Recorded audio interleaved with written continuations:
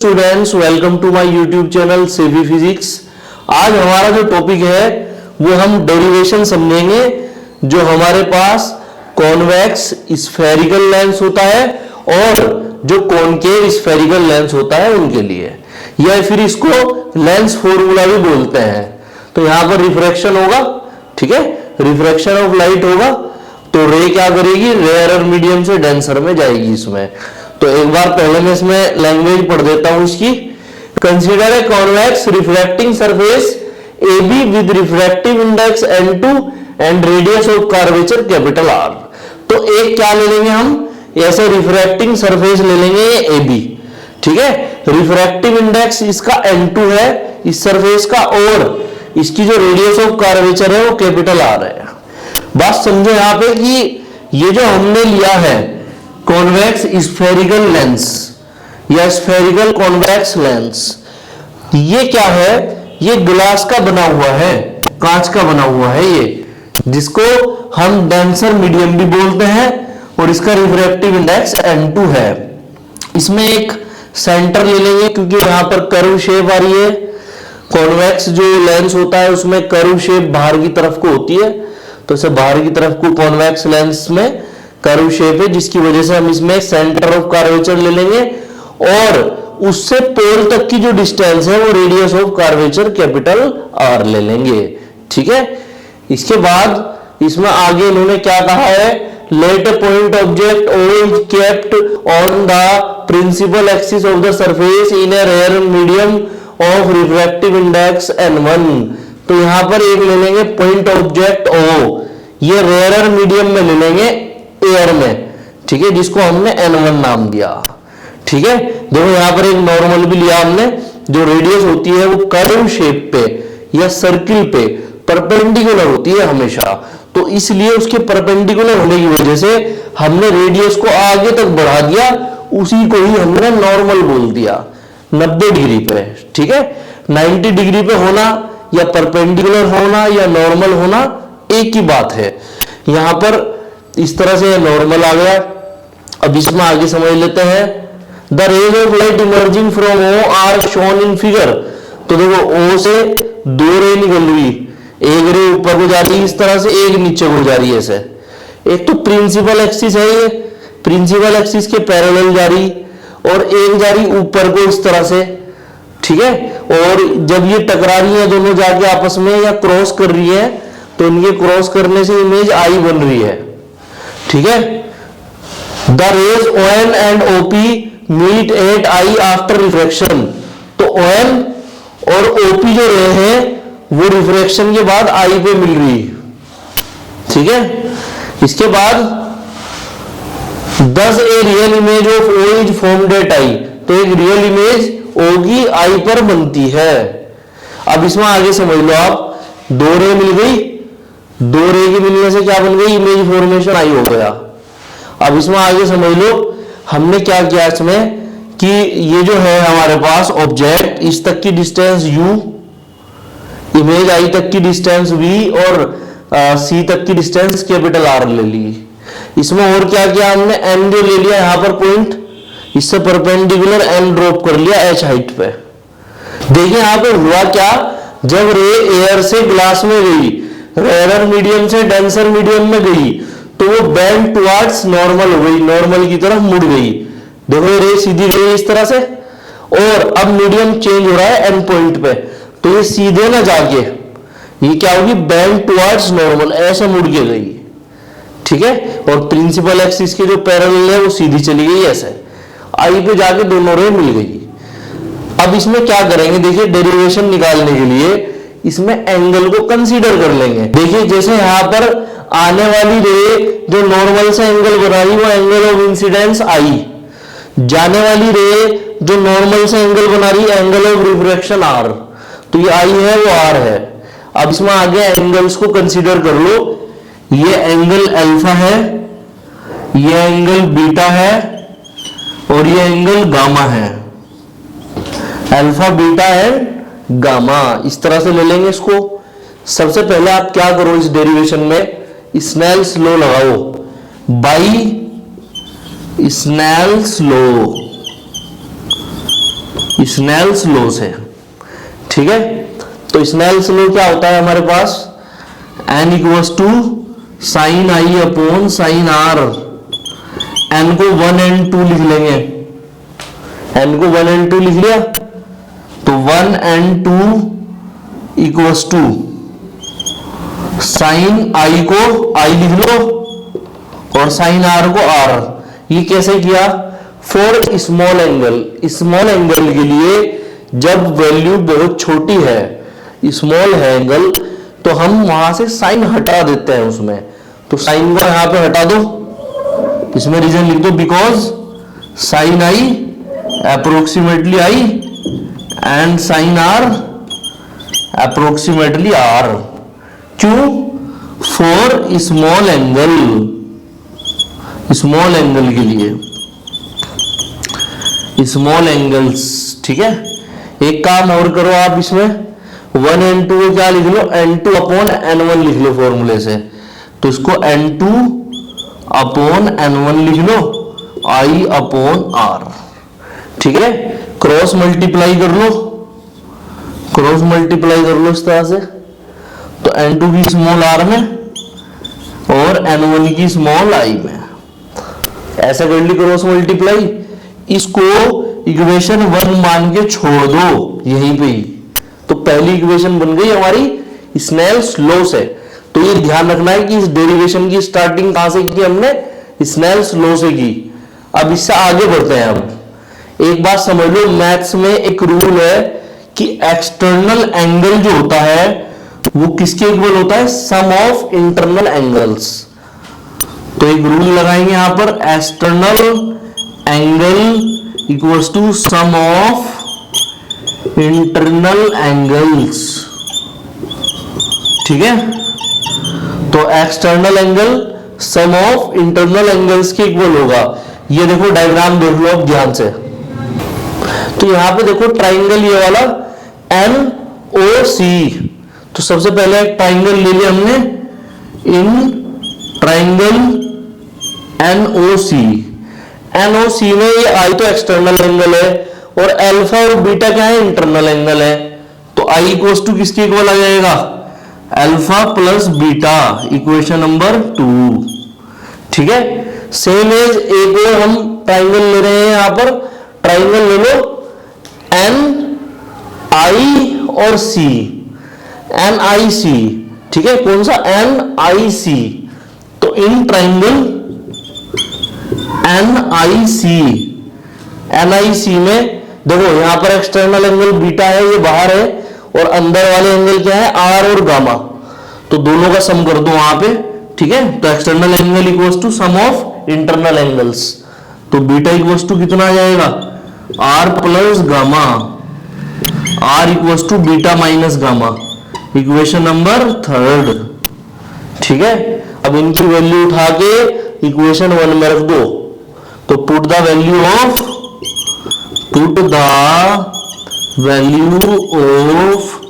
I and R in equation 1, equation 1 में रख दो।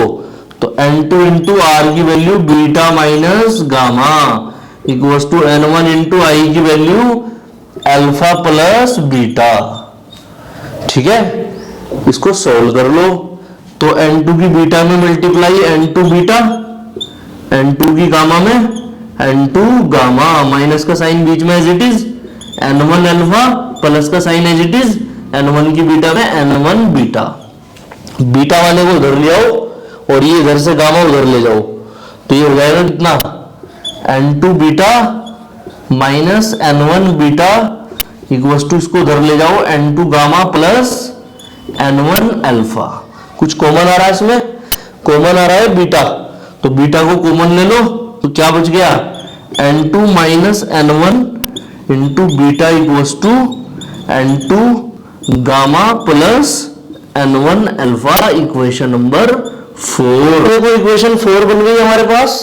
अब इसमें एक एक ट्राइंगल लेते हैं, जैसे यहां पर tan अल्फा लो, tan अल्फा बराबर क्या होगा, परपेंडिकुलर अपॉन बेस।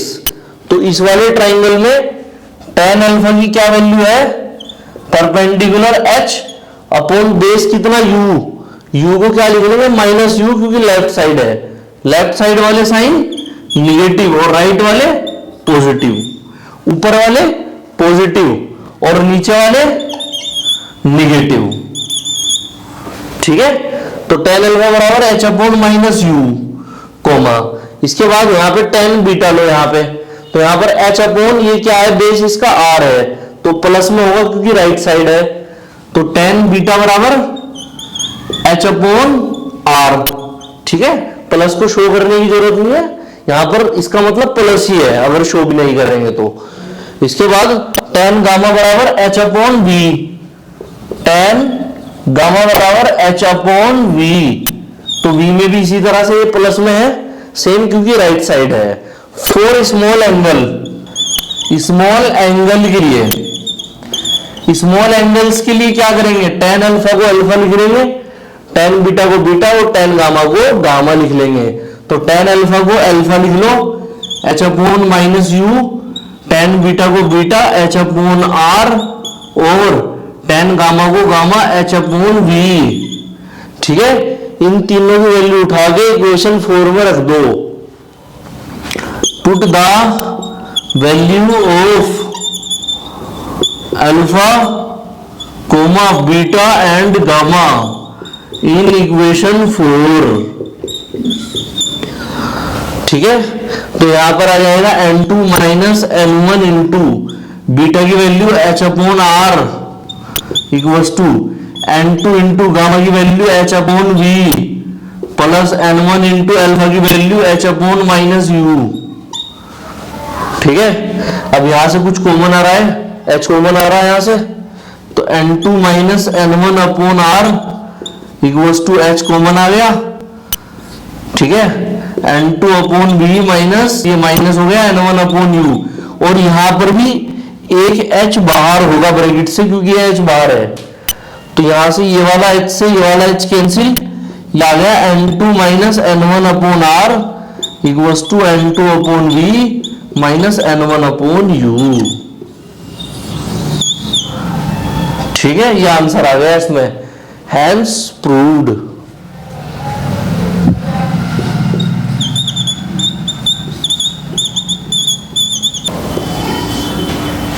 देखिए आप इसको दूसरे फॉर्मूले में कन्वर्ट कर सकते हो, कैसे, इसमें दोनों ओर n1 से डिवाइड कर दो, तो अगर हम इसको दोनों ओर n1 से डिवाइड करते तो क्या होगा, both side divide by n1। ठीक है, तो n1 से जब कर रहे हैं तो ये n2 upon n1 minus n1 upon n1 upon r equals to n2 upon n1 upon v minus n1 upon n1 upon u। ठीक है, इससे काट दो, n1 से n1 वन टाइम्स, n1 से n1 वन टाइम्स कट गया, क्या आ गया, ये n2 अपॉन n1 को 1 n2 लिख सकते हैं minus 1 upon r 1 n2 upon v minus 1 upon u, और 1 n2 को l लिख सकते हैं हम सिंपली, तो n minus 1 upon r equals to n upon v minus 1 upon u। ये आंसर आ जाएगा इसमें। ठीक है, देखिए इससे अगला डेरिवेशन समझ लेते हैं, derivation of refraction of light at A spherical concave surface और लेंस। ठीक है, तो यहां पर हमें कौन सा सरफेस लेना है, स्फेरिकल कॉनकेव सरफेस। तो सबसे पहले मैं इसकी लैंग्वेज पढ़ देता हूं, फिर इसको फॉर्मूले से डेराइव करेंगे। Consider a concave refracting surface AB with refractive index n2 and radius of curvature capital R। तो एक कॉनकेव रिफ्रैक्टिंग सरफेस ले लिया जिसको नाम दे दिया हमने AB। ठीक है, और इसका जो रिफ्रैक्टिव इंडेक्स है वो n2 है और radius of curvature capital R है। इससे आगे late a point object O is kept on the principal axis of the surface in a rarer medium of refractive index small n1। यहां पर जो रिफ्रैक्टिव इंडेक्स लिया इन्होंने वो स्मॉल n1 लिया रेयर मीडियम का जैसे एयर, और वहां डेंसर मीडियम लिया ग्लास जैसे n2। तो ग्लास भारी मीडियम है और एयर हल्का मीडियम है, n1 इसका रिफ्रैक्टिव इंडेक्स ले लिया। यहां पर ऑब्जेक्ट O को रखा the raise of light emerging from O R shown in figure. तो जो ओ से लाइट निकल रही वो फिगर में देखी जा सकती है। देखो एक लाइट तो प्रिंसिपल एक्सिस के पैरेलल जा रही है, जैसा इससे पिछले वाले डेरिवेशन में हुआ था। दूसरी जो लाइट है वो रे जो है वो कहां से जा रही, एयर से डेंसर में जा रही। तो क्या होगा यहां पर, जब वो एयर से डेंसर में जाएगी सीधे ना जाके बेंड टुवर्ड्स नॉर्मल, नॉर्मल की तरफ मुड़ जाएगी। बट वो नॉर्मल की तरफ को मुड़ के वो आगे जा रही है, कहीं कहीं पर भी प्रिंसिपल एक्सिस पे कहीं पे भी जाके नहीं मिल रही। बट वो जब एयर से डेंसर में जा रही है तो नॉर्मल की तरफ बेंट होने के बाद आगे जा रही है, कहीं पे भी प्रिंसिपल एक्सिस पे नहीं मिल रही। इसका मतलब हमें क्या करना पड़ेगा इस वाले केस में, वर्चुअली उस रे को मिलाना पड़ेगा। तो वो ऐसे जा रही है तो हमने वर्चुअली उसको पीछे तक मिला लिया, आई इमेज यहां बन गई। ठीक है, एक रे हो गई, दूसरी वो हो गई, और दोनों जहां मिली वहां पर आई इमेज फॉर्म्ड हो गई। इसके बाद इन्होंने क्या किया, इसमें इन्होंने virtual image of O is formed at I. तो वर्चुअल इमेज ओ की आई पे बन गई। अब इसमें एक काम करते हैं, इनकी डिस्टेंसेस लिख दो, कितनी कितनी है। ओ तक की डिस्टेंस u है, ठीक है, आई तक की डिस्टेंस v है, और ये r डिस्टेंस हमने ले रखी है, c तक की डिस्टेंस r हो गई। और क्या ले लेंगे इसमें, एंगल्स ले लो। यहां से परपेंडिकुलर ड्रॉप कर दो ऐसे, ये हाइट h है, ये एंगल ले लो अल्फा, ये वाला बीटा और ये वाला गामा। ठीक है, अब इसमें सोल्व कर लो बाई स्नेल्स लॉ। किससे, स्नेल्स लॉ से। स्नेल्स लॉ, स्नेल्स लॉ से क्या होता है, स्नेल्स लॉ 1 and 2 बराबर sign I upon sine are. ठीक है, अब इसको सोल्व कर लो। 1 and 2 को लिख लेंगे n2 अपॉन n1, साइन आई को आई, साइन आर को आर। क्यों, for small angle, small angle के लिए, for small angles. Small angles के लिए हम क्या करते हैं कि साइन आई को तो आई लिख लेते हैं, साइन आर को are, cross multiply n2 small are n1 small I, equation number 1। अब आगे कैसे करेंगे इसमें, आगे इसमें ये करेंगे कि हम यहां से tan अल्फा, यहां से tan बीटा और यहां से tan गामा की वैल्यू निकाल लेंगे और उस वैल्यू को इधर रखेंगे।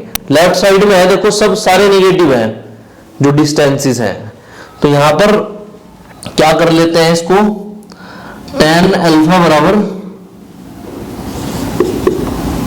परपेंडिकुलर h अपॉन बेस कितना u, तो माइनस का u क्योंकि लेफ्ट साइड है।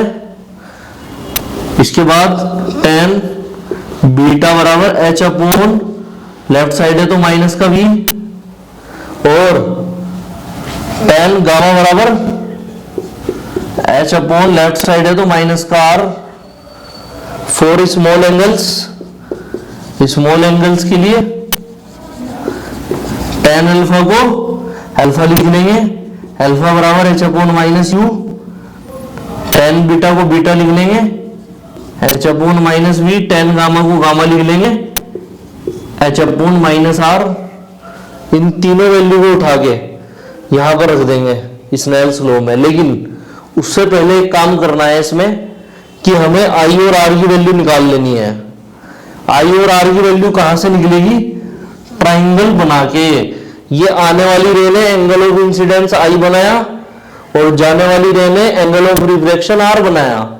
तो मैथ में एक रूल है, रूल ये है कि जो एक्सटर्नल एंगल होता है वो सम ऑफ इंटरनल एंगल्स के इक्वल होता है। तो एक्सटर्नल एंगल किसके इक्वल होता है, sum of internal angles, internal angles के। ठीक है, तो एक्सटर्नल एंगल देखो यहां पर क्या बनेगा, अब समझ लो एक बार इसको कि हमें किस तरह से इसको फॉर्म करना है। ये वाली रे देख रहे हो ऐसे जा रही है, ये वाली रे देख रहे हो ऐसे आ रही है पीछे तक, वो आर है तो ये भी एंगल क्या होगा, आर ही होगा या नहीं। अब इसमें ट्राइंगल ले लो। सबसे पहले आप एक काम करो, ये वाला ट्राइंगल ले लो, NOC, NOC ले लो सबसे पहले। In triangle NOC, NOC I angle है अंदर, ये अंदर वाला अल्फा है और C के देखो बाहर में गामा है। तो इन ट्राइंगल NOC देखो यहां पर ये गामा बराबर किसके इक्वल आ गया, I प्लस अल्फा के। तो I और अल्फा कौन कौन से एंगल है, अंदर वाले एंगल है, इंटरनल एंगल।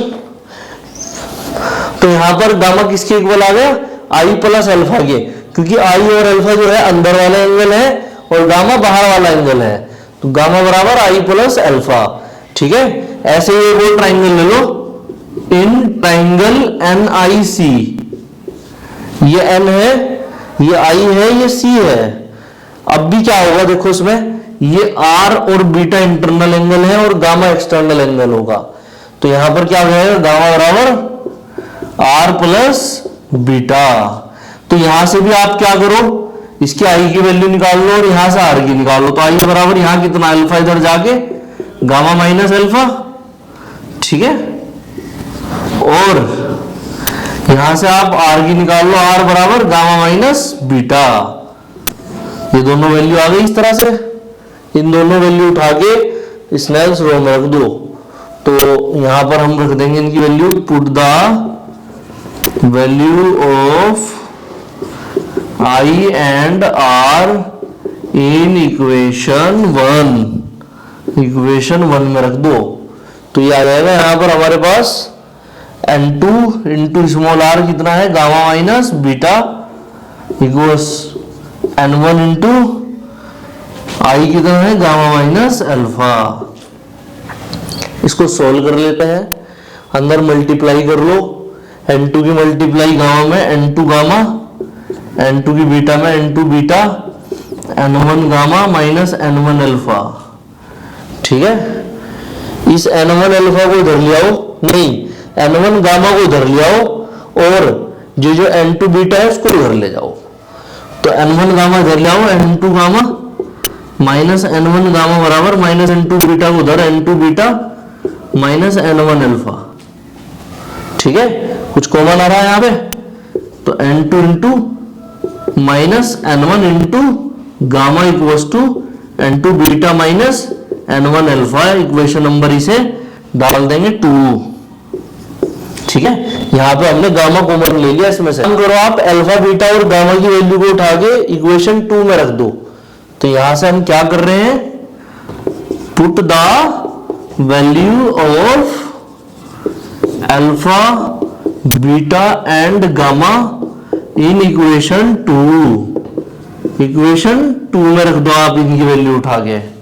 ठीक है, तो जब आप इक्वेशन 2 में रखोगे तो N2 minus N1 into gamma की वैल्यू कितना, H upon minus R, minus का R इक्वल्स टू, यहां पर क्या है N2 इंटू बीटा की वैल्यू कितनी, H upon minus V, N2 into H upon minus V minus N1 into alpha की वैल्यू कितनी, H अपॉन माइनस U। तो यहां पर H अपॉन माइनस का U। ठीक है, इसमें से H कॉमन आ जाएगा, तो यहां से H कॉमन ले लो, N2 माइनस N1 इंटू इसको माइनस H और अपॉन में R इधर लिख लो। ठीक है, इस तरह से लिख लो इसको। वहां से भी हम क्या करेंगे, माइनस H कॉमन लेंगे, तो ये माइनस वाला साइन भी बाहर ले लेंगे इसमें से। तो minus H common, N2 upon V minus N1 upon U, minus H से ये माइनस का H कैंसिल हो गया। क्या बच गया हमारे पास, N2 minus N1 upon R equals to N2 upon V minus N1 upon U। ठीक है, इसको सेम एज इसी तरह से जैसे पहले डेरिवेशन से हमने किया था, N1 से दोनों तरफ डिवाइड करके 1 and 2 को N लिख के आंसर हमारे पास आ जाएगा N upon V minus 1 upon U बराबर N माइनस 1 अपॉन R। उसको सीधा करके लिख लेंगे ऐसे। ठीक है, ये आ जाएगा हैंस प्रूव्ड।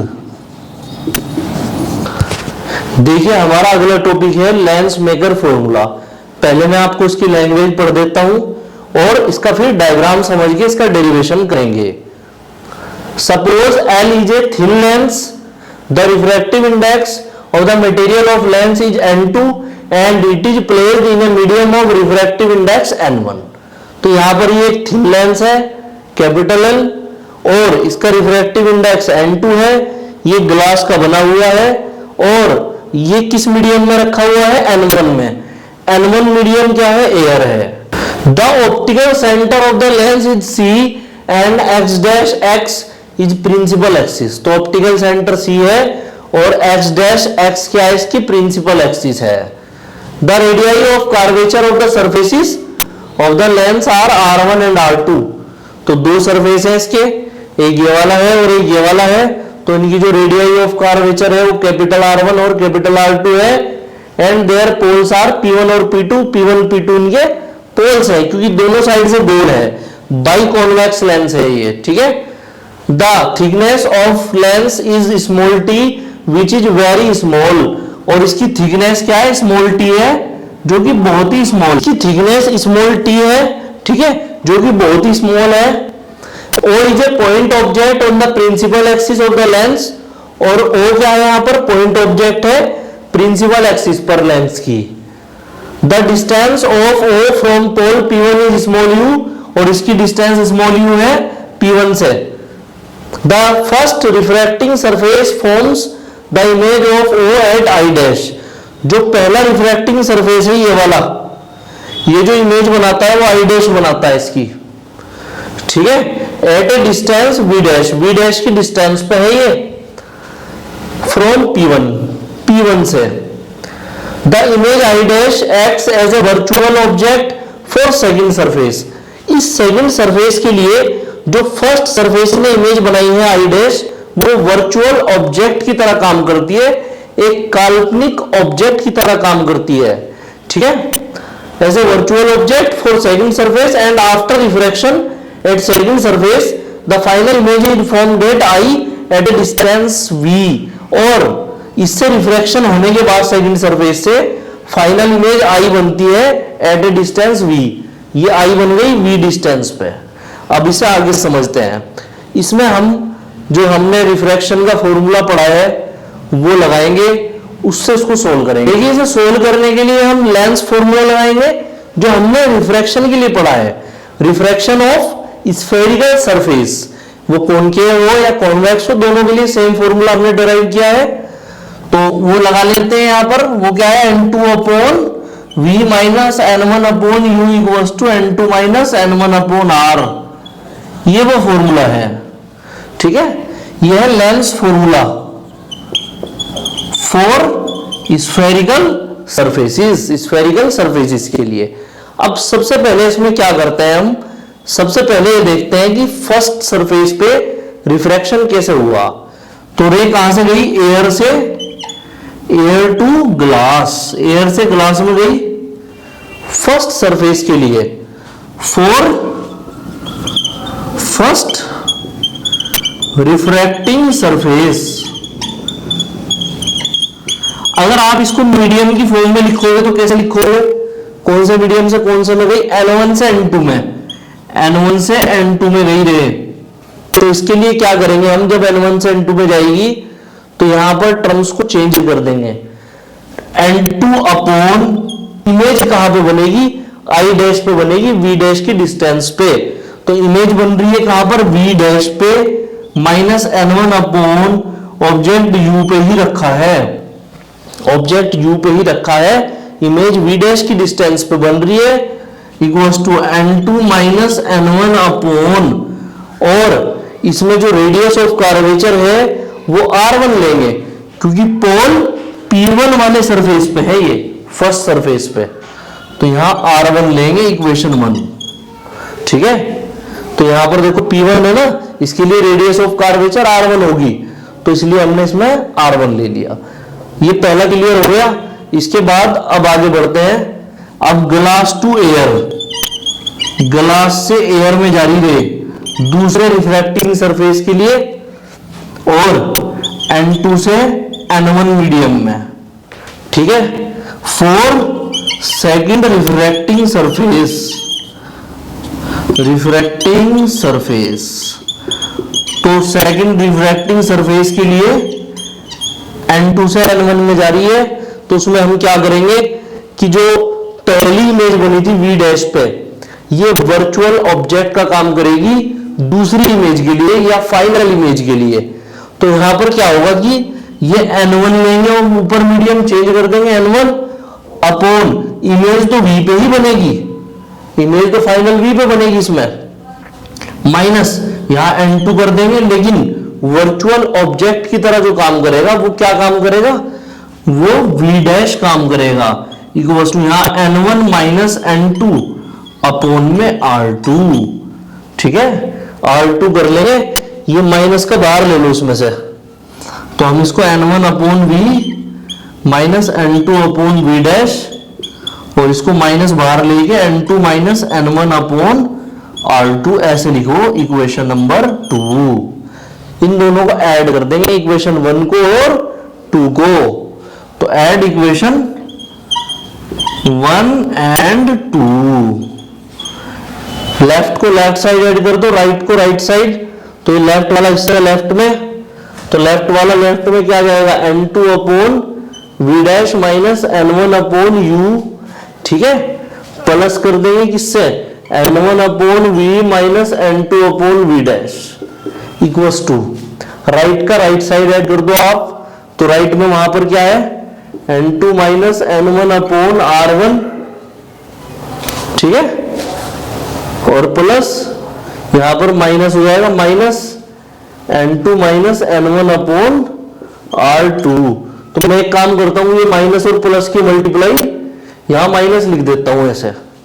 ठीक है, इससे ये कैंसिल हो गया, देखो हो गया कैंसिल, क्या बचा N1 कॉमन ले लो, तो 1 upon V minus 1 upon U, और N1 कॉमन ले लिया, यहां पर N2 माइनस N1 कॉमन ले लो, तो यहां पर क्या बचा 1 upon R1 minus 1 upon R2।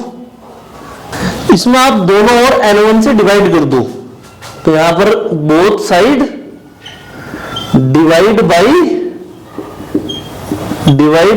N1 से दोनों और डिवाइड कर दो, तो यहां पर ये हो जाएगा 1 upon V minus 1 upon U, ये N1 अपॉन N1, ये सेपरेटली डिवाइड कर दो दोनों को, N2 upon N1 minus N1 upon N1, 1 upon R1 minus 1 upon R2, N1 से N1 1 टाइम्स, N1 से N1 1 टाइम्स, तो ये 1 upon V minus 1 upon U equals to N2 upon N1 क्या बन गया 1 N2 minus 1 upon R1 minus 1 upon R2। 1 N2 को क्या लिख सकते हैं हम, N लिख सकते हैं, तो ये आ गया 1 upon V minus 1 upon U N minus 1 upon R1 minus 1 upon R2। ठीक है, एक फॉर्मूला तो देखो ये बन गया हमारे पास लेंस मेकर, इसी को ही चेंज करेंगे अभी, इसको इक्वेशन नंबर आप 3 डालो और लेंस फॉर्मूला वो लगाओ। लेंस फॉर्मूला क्या पढ़ा है हमने, 1 अपॉन F बराबर 1 upon V minus 1 upon U, equation 4 डाल दो इसे, put the value of 1 upon V minus 1 upon U in equation 3। Equation 3 में 1 upon V minus 1 upon U की वैल्यू उठा के रख दो। ठीक है, तो यहां पर वैल्यू रखो, तो 1 अपॉन N बराबर N minus 1 upon R1 minus 1 upon R2, hence proved. देखिए इससे अगला टॉपिक है हमारा टोटल इंटरनल रिफ्लेक्शन। एक बार इसको समझ लेते हैं अच्छे से। When the value of angle of incidence is greater than critical angle then the phenomena of reflecting back of ray of light is called total internal reflection. तो जो फिनोमिना है जब ray of light same medium में reflect back हो जाती है उसे बोलते हैं टोटल इंटरनल रिफ्लेक्शन। ये कब होता है, जब एंगल ऑफ इंसिडेंस की वैल्यू क्रिटिकल एंगल से ज्यादा होगी। ठीक है, तो एक बार अभी हम तीनों डायग्राम को अलग से अच्छे से समझेंगे। ये टोटल इंटरनल रिफ्लेक्शन होगा यहाँ पे। इसके बाद when the angle of refraction is 90 degree then the value of angle of incidence is called critical angle। अगर एंगल ऑफ रिफ्रैक्शन की वैल्यू 90 डिग्री हो जाए तो जो वैल्यू होती है एंगल ऑफ इंसिडेंस की उसको क्रिटिकल एंगल बोलते हैं। इट इज डिनोटेड बाई सी, सी से इसको डिनोट करते हैं। ठीक है, अब देखो फर्स्ट डायग्राम से शुरू कर रहे। सबसे पहले हमने पढ़ा था refraction of light. Refraction of light क्या होता है कि जब रे किसी दूसरे मीडियम में जाती है तो वो डाइवर्ज हो जाती है पाथ से। तो यहां पे देखो ग्लास से एयर में जा रही है तो ये नॉर्मल से दूर हट जाएगी ऐसे, क्योंकि भारी से हल्के मीडियम में जा रही है। और इस वाले केस में जो एंगल ऑफ इंसिडेंस है वो क्रिटिकल एंगल से छोटा होगा। ठीक है, तो सी से उसकी वैल्यू छोटी रहेगी आई की। ये तो रिफ्रैक्शन था जो हम पढ़ चुके हैं। इसके बाद condition of light emergence. Light emergence वाली कंडीशन है जब लाइट ना तो दूसरे मीडियम में जाती और ना वापस से मीडियम में आती, तो वो वाली कंडीशन होती है लाइट इमरजेंस। ठीक है, इसमें क्या होता है, देखिए ये रे ऑफ लाइट आ रही है इस तरह से, और ये जो आई है एंगल ऑफ इंसिडेंस ये क्रिटिकल एंगल के बराबर है।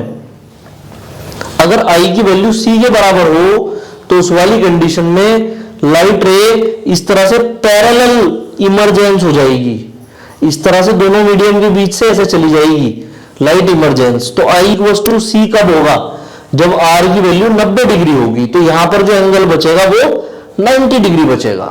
ठीक है, तो सी जो क्रिटिकल एंगल है उसकी डेफिनेशन यही होती है कि आर अगर 90 डिग्री है तो आई सी के बराबर है। ठीक है, आई को सी बोल देंगे उसमें हम। इसके बाद थर्ड केस है टोटल इंटरनल रिफ्लेक्शन का। इसमें क्या हो रहा है कि ray of light reflecting back हो रही है सेम मीडियम में। ऐसा क्यों हो रहा है, अगर आई की वैल्यू सी से बड़ी है, एंगल ऑफ इंसिडेंस अगर क्रिटिकल एंगल से बड़ा है, तो उस वाले केस में क्या होता है कि लाइट रिफ्लेक्टिंग बैक हो जाती है, वापिस उसी मीडियम में चली जाती है लाइट रे। ठीक है, तो ग्लास से आई थी और ग्लास में ही वापिस चली गई। तो यहां पे देखो ये रे ऑफ लाइट आ रही है ऐसे, और ये ग्लास से आ रही है, और आई की वैल्यू सी से बड़ी है, तो उसमें क्या होगा कि ये वापिस सेम मीडियम में चली गई ऐसे। तो उसको बोलते हैं टोटल इंटरनल रिफ्लेक्शन। तो रिफ्रैक्शन में आई की वैल्यू सी से छोटी है, कंडीशन ऑफ इमरजेंस में आई की वैल्यू सी के बराबर है, और टोटल इंटरनल रिफ्लेक्शन में आई की वैल्यू सी से बड़ी है।